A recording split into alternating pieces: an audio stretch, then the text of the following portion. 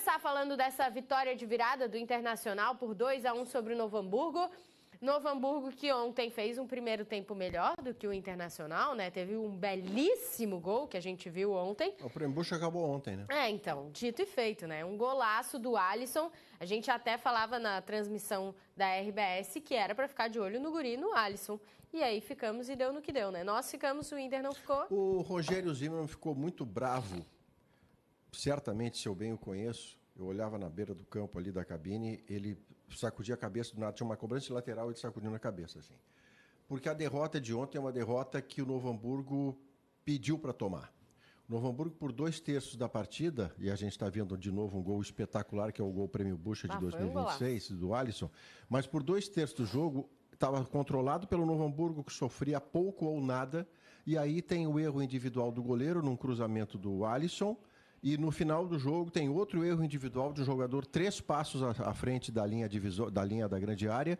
E por esses 2 erros, o Novo Hamburgo toma a virada. Não tinha pressão, não tinha bola na trave, não tinha milagre do seu goleiro. Nada que levasse a essa virada que o Novo Hamburgo acabou tomando. Então o Rogério deve ter ficado muito bravo. Tem 23 anos o Alisson, cria da base do Inter, jogou com o Antony até na zona mista. Depois eu perguntei pro Antony, que eu flagrei os dois depois da partida conversando. O Antony brincou que o Alisson é daqueles jogadores que brincam bastante, né, que folgam bastante no vestiário, e que agora ele vai poder fazer o DVD dele, o marketing dele em cima desse gol até o final do ano. E ele foi muito bem na partida como um todo, né? Não jogou no profissional do Inter, mas eu concordo com o seu Maurício. Ontem a vitória foi muito mais para passar confiança para os jovens, que devem fazer mais 2 rodadas no mínimo do Campeonato Gaúcho, para pegar confiança, para soltar, para conseguir mais pontos e mostrar trabalho.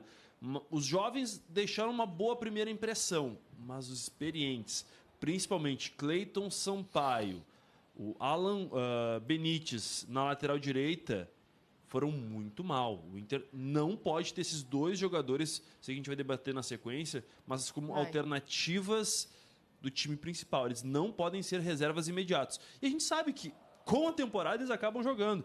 E esses jovens lapidados, ganhando minutos mais à frente, podem ajudar o Inter em competições mais duras. A gente ontem estava lá na zona mista, né? Simon estava por lá também, e eu perguntei para o Antony sobre isso, né? Essa vitória, o peso da importância dela. Ele falou que era bom para tirar um pouco do nervosismo da gurizada. Daí eu falei, bom, e para vocês?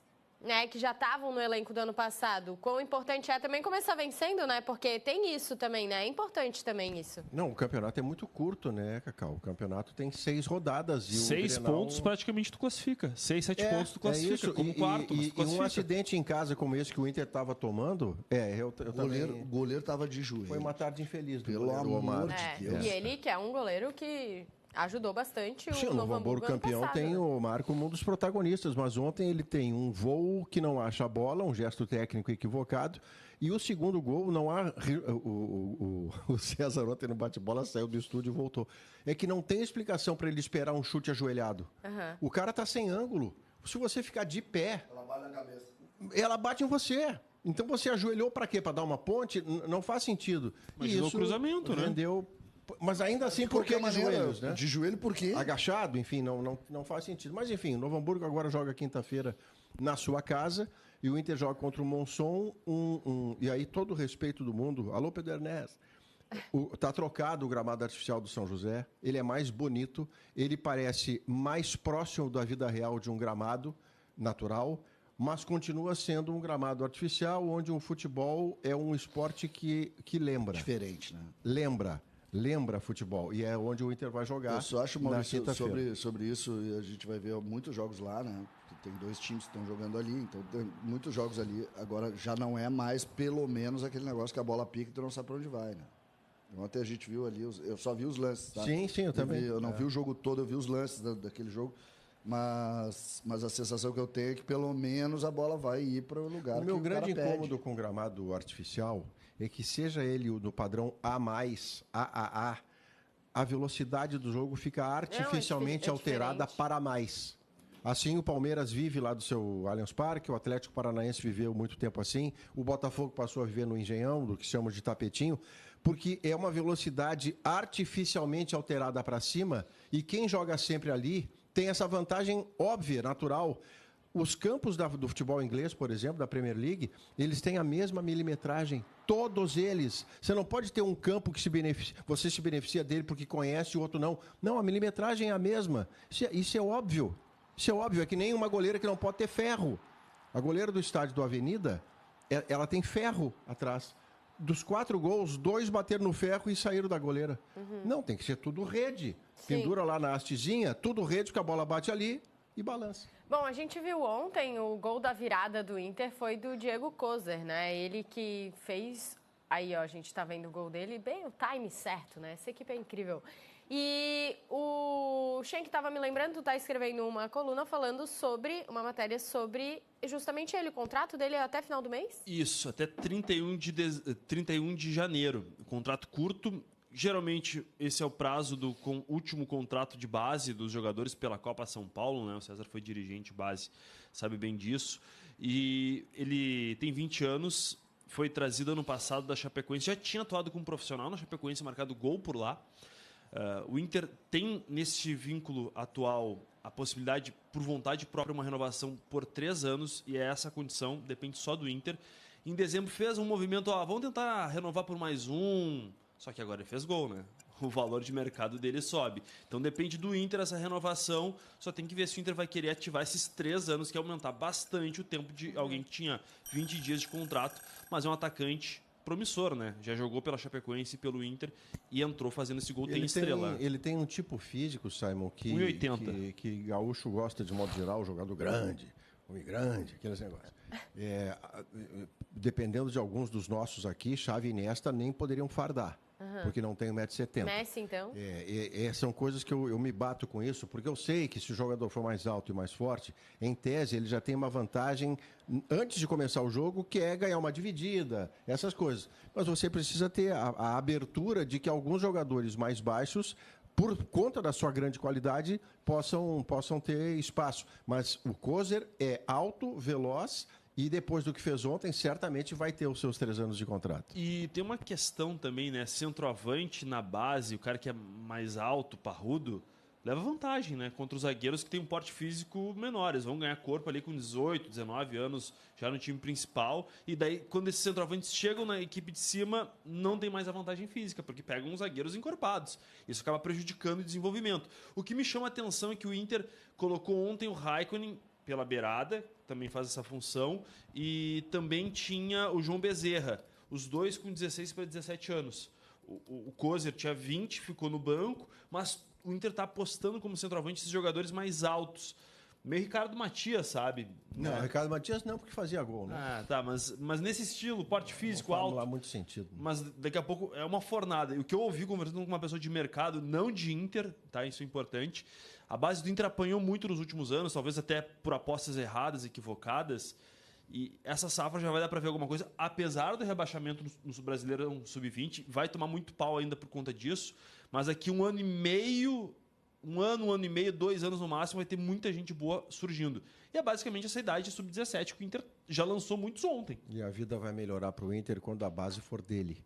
Quando, em vez de alugar um espaço como hoje aluga em Alvorada, o Inter for dono desse espaço. Porque, Cacau, você que se mudou de Florianópolis para cá, você, num primeiro momento, aluga o apartamento. Sim. Se você aluga o apartamento, você conserva o que você recebeu. Se você é dona do apartamento, você melhora o que você recebeu. Sim, ainda porque não é sou seu. dona. É seu. Ainda não o Inter sou não vai dona fazer de melhoria proprietários. num lugar que ele aluga. O Inter acabou. A gente fala muito sobre isso no Sala, eu, Maurício e toda a equipe do Sala.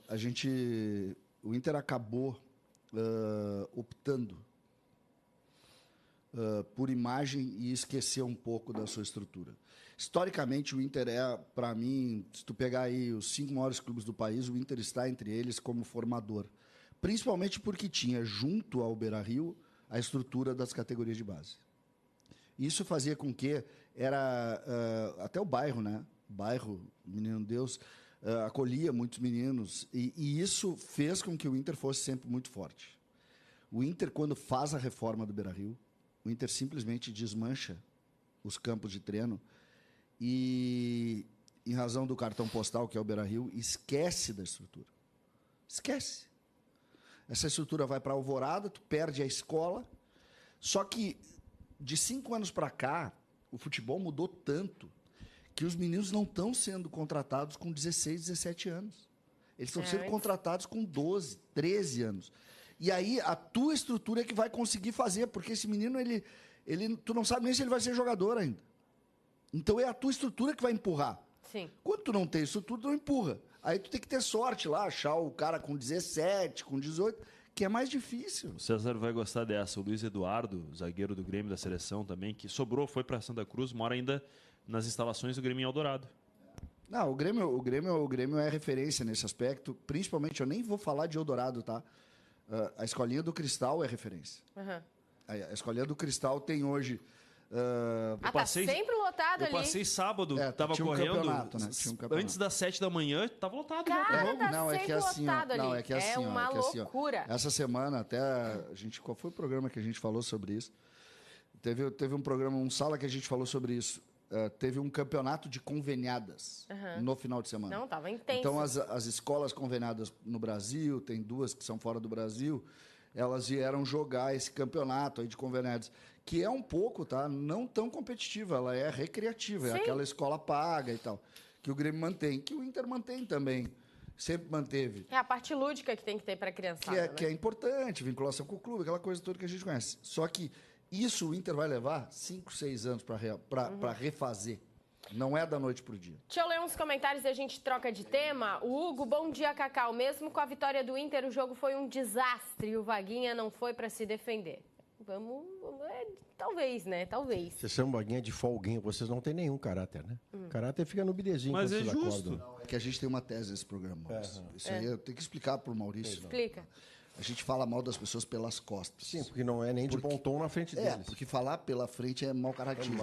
Daí a gente fala aqui, entendeu? Ele não tá, a gente pode então, falar. Quando ele não vem, a gente fala mal Aí dá pra falar. Entendeu? Tu entendeu a lógica? Entendi, É tô ótimo. com medo da minha terça-feira. Eu não tô aqui. Não, até o momento tu tá indo bem. Tá indo bem. O Mauro Vaz, Ronaldo foi mal na partida, mas no fim deu uma assistência, daí parece que foi absolvido pela apresentação. O Marcos, Gustavo Prado tem que ser negociado, ele é muito ruim, não marca, não toca e não tem vida pessoal. Gente, credo. Não, o Gustavo Prado... Vitória, não é vida. Eu discordo, claro, do nosso... Desculpa. Vitória, pessoal, não é vida pessoal. A vida pessoal ele tem, Vitória, né? pessoal. Eu discordo do nosso amigo porque o Gustavo Prado é um jogador de seleção brasileira de base sub-20. Alguma coisa está acontecendo sim com ele e o Inter tem que averiguar, porque ele passou todo o ano passado sem chance titular. Abre 2026, ele começa a titular e o Inter melhora quando ele sai. Então está acontecendo alguma coisa com ele. Ele está desmotivado. Essa informação que eu recebi ontem de noite.